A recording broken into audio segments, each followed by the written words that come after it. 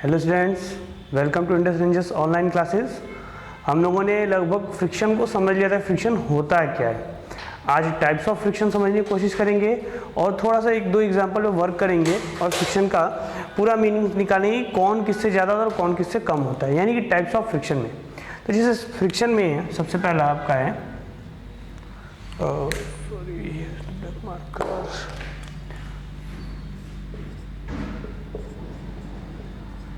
देखिए, फ्रिक्शन में दो टाइप होते हैं। सब एक होता है आपका स्टैटिक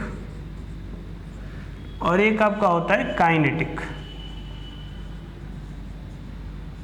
एक होता है स्टैटिक फ्रिक्शन और एक होता है काइनेटिक फ्रिक्शन। फ्रिक्शन किस पे डिपेंड करता है? Friction totally depends on the normal force of the body. सबसे पहला तो ये। अब देखिए, एक होता है स्टैटिक, एक होता है काइनेटिक। अभी होते क्या क्या वो भी बता रहे हैं। जैसे मान लीजिए ये एक अलमीरा है, ठीक है, ये एक अलमीरा है और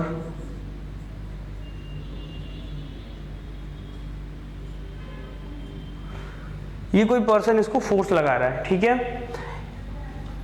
ये जो पर्सन, सॉरी ये पर्सन, एक छोटा सा मान लेते हैं चाइल्ड है, बच्चा है।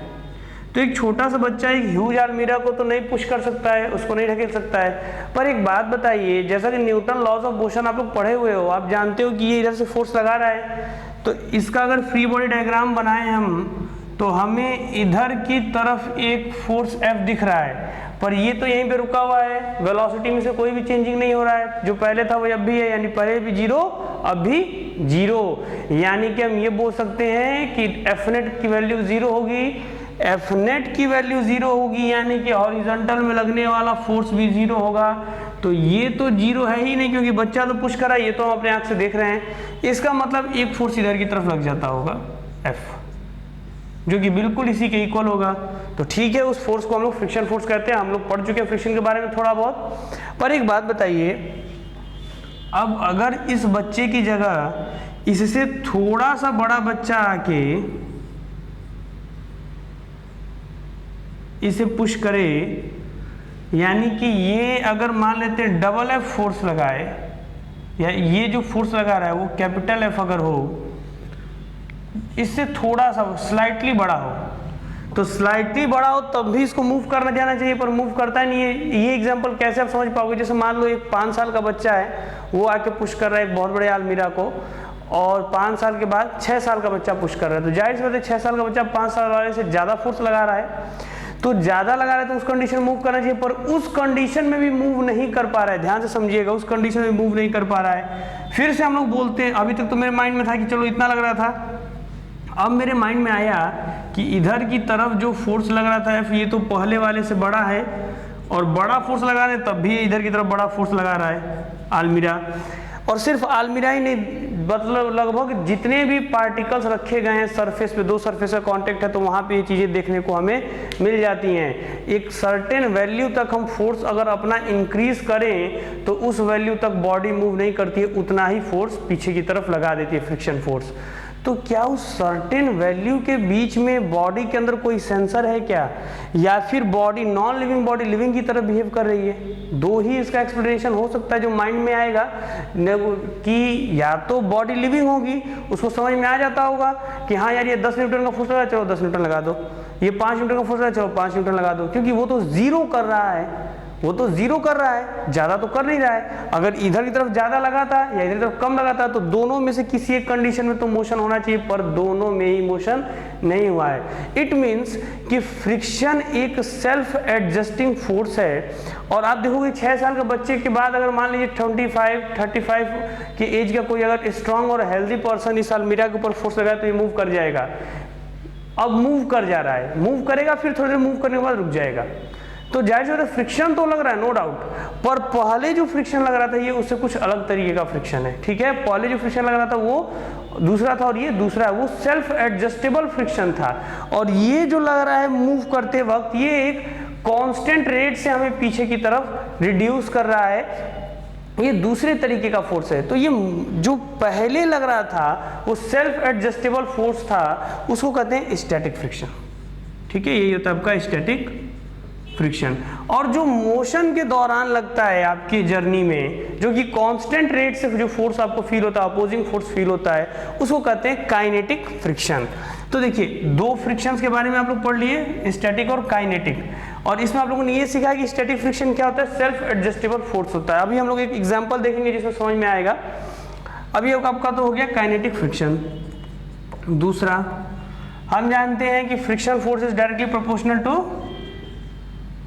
n, तो F is equal to mu n। Mu जो होता है वो कोफिशिएंट ऑफ स्टैटिक और काइनेटिक फ्रिक्शन रहेगा, जैसा कि आपको क्वेश्चन में दिया रहेगा। ठीक है, तो ये इसका फॉर्मूला होता है, इसको नोट करते हैं। बस स्टैटिक फ्रिक्शन में एक पॉइंट लिखिएगा, static friction is the self adjustable friction.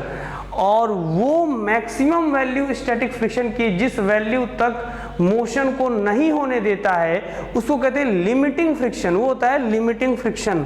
तो लिमिटिंग फ्रिक्शन की वैल्यू हम लोग लिख सकते हैं म्यू एस, मतलब कोफिशिएंट ऑफ स्टैटिक फ्रिक्शन, और इनटू नॉर्मल एन।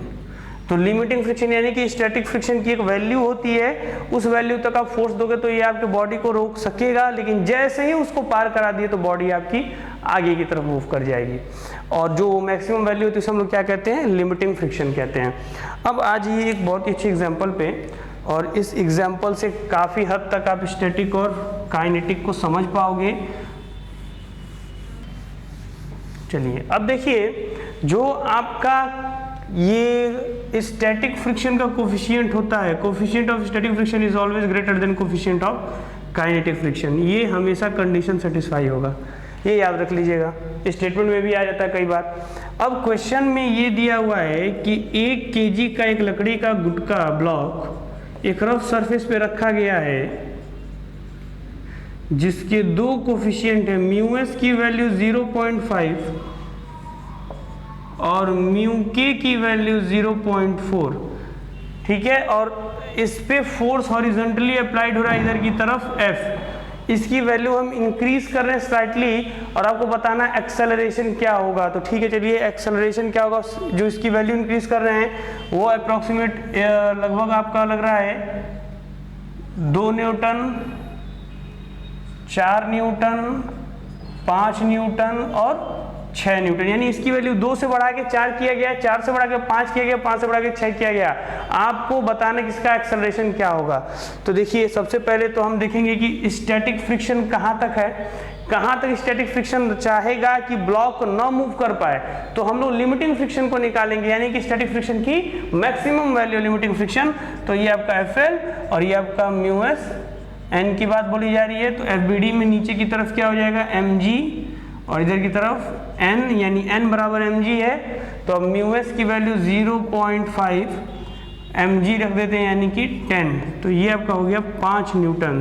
देखिए 5 न्यूटन तक आप ब्लॉक पे फोर्स लगाओगे तो ब्लॉक मूव नहीं करेगा, चाहे 0.1 न्यूटन लगाओ, चाहे 4.9 न्यूटन लगाओ। ऐसे तो ढेरों हो सकते हैं, पर हमने एक एग्जांपल दिया, एक रेंज बताया, रफली रेंज डिफाइन किया। तो सबसे पहले जब 2 न्यूटन हमने अप्लाइड फोर्स, ऐसे हम एक चार्ट बनाते हैं, देखो ये हमारा अप्लाइड फोर्स, ठीक है,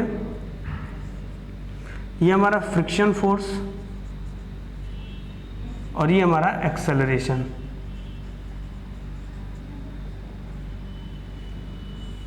चलिए सबसे पहले हमने ये देखा कि आप 2 न्यूटन का फोर्स दोगे, तो 2 न्यूटन देखो, तो 5 न्यूटन तक तो स्टैटिक फ्रिक्शन लगने वाला है। ये तो सेल्फ एडजस्टेबल फोर्स होता है, ये तुरंत एडजस्ट करेगा और 2 न्यूटन का फोर्स लगा के रोक देगा, 2 से ज्यादा नहीं। आप जितना लगाओगे उतना ही। 0 से 5 न्यूटन के बीच में आप कोई भी फोर्स लगाओगे तो वैसा ही फोर्स वो लगा के उसको रोक देगा और मूव नहीं करने देगा। ये रहा 2 न्यूटन अप्लाइड फोर्स, तो फ्रिक्शन फोर्स भी कितना हो जाएगा, 2 न्यूटन, और ये स्टैटिक फोर्स रहेगा, स्टैटिक फ्रिक्शन है। अब देखिए, अब इसके बाद क्या हुआ, आपने 4 न्यूटन लगाया, तो 4 न्यूटन भी उसके रेंज में है, 4 न्यूटन पे भी क्या करेगा, रोक देगा, और एक्सेलरेशन दोनों ही कंडीशंस में 0। अब इसके बाद क्या होगा, 5 न्यूटन, 5 न्यूटन तो लिमिटिंग फ्रिक्शन की मैक्सिमम वैल्यू होगी, और 5 न्यूटन एक्सेलरेशन 0 होगा, पर मे भी इस कंडीशन में आपका ब्लॉक मूव कर सकता है विद कांस्टेंट वेलोसिटी, धीरे धीरे मूव कर सकता है कांस्टेंट वेलोसिटी से, एक्सेलरेशन 0 होगा। ठीक है, अब देखिए 6 न्यूटन, जैसे ही 6 न्यूटन लगाओ और जैसे ही बार ब्लॉक मूव कर गया, कोई भी बॉडी मूव कर गई, तो फिर स्टैटिक फ्रिक्शन का रोल फिनिश क्या आता है, काइनेटिक फ्रिक्शन। अब काइनेटिक फ्रिक्शन निकालना पड़ेगा, तो काइनेटिक फ्रिक्शन की वैल्यू क्या हो जाएगी, म्यू के एन, तो ये आपका हो जाएगा 0.4 इंटू 10 यानी कि 4 न्यूटन। तो 4 न्यूटन तो आपका फ्रिक्शन हो गया। अब इसका फ्री बॉडी डायग्राम फिर से लगा देते हैं। इधर की तरफ क्या लगेगा, फ्रिक्शन फोर्स, ठीक है। तो देखा जाए हॉरिजॉन्टल में मोशन हो रहा है, तो हॉरिजॉन्टल में मोशन हो रहा है तो F minus friction force is equal to mass into acceleration. तो ये आपका कितना है, F आपका हो गया 6 न्यूटन माइनस स्टैटिक फ्रिक्शन की बात तो हो नहीं रही, काइनेटिक की बात हो रही है। स्टैटिक में तो मोशन होता ही नहीं है, और मोशन होता है तो एक्सेलरेशन नहीं होता है, ठीक है। स्टैटिक की बात में तो मोशन होता है, एक्सेलरेशन नहीं होता है, ये याद रखेंगे हम लोग। 6 माइनस 4 और ये आपका हो गया ए। तो देखा जाए यहाँ पे ए बराबर 2 मीटर पर सेकेंड स्क्वायर आया। तो यहाँ पे ए बराबर कितना हो जाएगा, ये देखिए फ्रिक्शन कौन सा लग रहा है, काइनेटिक फ्रिक्शन की वैल्यू देखिए स्टैटिक से हमेशा कम होता है। स्टैटिक की टॉप मोस्ट वैल्यू से कम वैल्यू काइनेटिक का रहेगा, क्यों, क्योंकि ये छोटा होता है, ये हम लोग को याद रखना। अब यहाँ पे क्या हो जाएगा, एक्सेलरेशन आपका, ये इस कंडीशन में भी तो एक्सेलरेशन आपका ये 0 इसी वाले का है। इस कंडीशन में जो आपका एक्सेलरेशन होगा वो है हमारे पास 2 मीटर पर सेकेंड स्क्वायर। तो इस एग्जाम्पल को ध्यान से हम देख रहे हैं कि 0 से लेके 5 तक के बीच में आप कोई भी फोर्स लगा रहे हो तो फ्रिक्शन अपने आप को एडजस्ट कर ले रहा है, सेल्फ एडजस्ट कर रहा है, उस बॉडी को रोक दे रहा है। तो ये जो फ्रिक्शन का हिस्सा है इसको कहेंगे स्टैटिक फ्रिक्शन। जैसे ही आप 5 से आगे बढ़ रहे हो तो आप देख रहे हो कि फ्रिक्शन की वैल्यू कम हो जा रही है, ये जो कम हो रही है और कांस्टेंट रहेगी उस पूरे सरफेस तक, इस फ्रिक्शन को हम लोग क्या बोलेंगे, काइनेटिक फ्रिक्शन। तो ये काइनेटिक फ्रिक्शन की वैल्यू 4 न्यूटन हो गई। कैसे निकाला ये हमने सॉल्व करके बताया। अब इसके बाद से बाकी चीजें आप क्या करो, ध्यान दे सकते हो कि एक्सेलरेशन कैसे आ सकता है, तो वो तो एफबीडी बनाना है, एफबीडी बना के माइनस कर देना और फिर मास से डिवाइड कर देना है, तो वो भी हमने यहाँ पे किया। तो यहाँ से आपको स्टैटिक और काइनेटिक के बारे में थोड़ा सा आइडिया लगेगा। 2 पॉइंट याद रखिएगा, static friction self adjustable force होता है, टॉपर वैल्यू स्टैटिक फ्रिक्शन का मैक्सिमम वैल्यू लिमिटिंग फ्रिक्शन होता है, और तीसरी बातें ये होती है कि coefficient of static friction is always less than coefficient of kinetic friction, ठीक है। तो ये सब बातें हम लोगों ने पढ़ी। इस वीडियो को देख के फ्रिक्शन के कॉन्सेप्ट को समझने की कोशिश कीजिए और फिर आगे मिलते हैं नेक्स्ट क्लास में। Thank you.